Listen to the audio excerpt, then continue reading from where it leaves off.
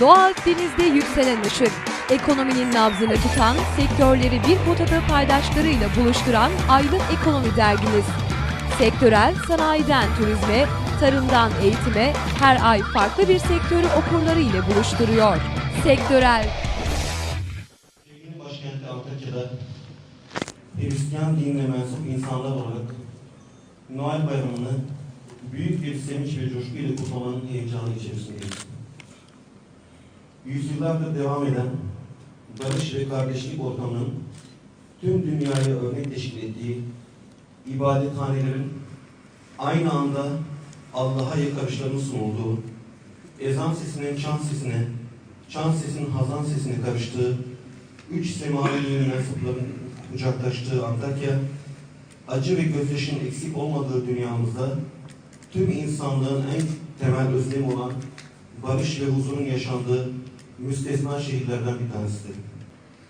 Bu bayram vesilesiyle yaklaşan yeni yılınızı kutlar, 2019 yılında sevgi, barış ve kardeşlik ikliminin bütün dünyaya hakim olmasını temenni ederim. Yüzyıllardır barışın, hoşgörünün, sevginin, kardeşliğin ve bereketin başkenti olan, kültürün başkenti olan bu şehirde bugün Hristiyan kardeşlerimizin Noel Bayramı'nı hep birlikte kutlamanın onurunu yaşamaktayız. Bu bayram vesilesiyle tüm Hristiyan kardeşlerimizin ve tüm dünyadaki Hristiyanların Noel Bayramı'nı tebrik ediyorum. İnsanlığa huzur, bereket ve sevgi getirmesini temenni ediyorum. Bugün Hristiyan vatandaşlarımızın Noel Bayramı. Biz de onların bu sevincine iştirak edebilmek adına onlarla birlikte oluyoruz. Ben Noel bayramlarını tebrik ediyorum. Bayramlar sevincin, mutluluğun arttığı günler, birlik ve beraberlik, coşkuya karıştığı günler. Dolayısıyla ben de tüm Hristiyan vatandaşlarımızın Noel bayramlarını tebrik ediyorum.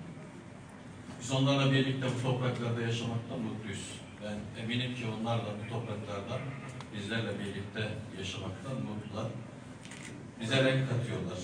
Sokaklarımıza, caddelerimize, sosyal yapımıza, yaşantımıza renk katıyorlar. Öyle bir coşkunun şehirde yaşanmış olması da tüm sosyal kesimler için sevindirici bir durum. Ben tekrar Noel Bayramı'nı kutluyorum.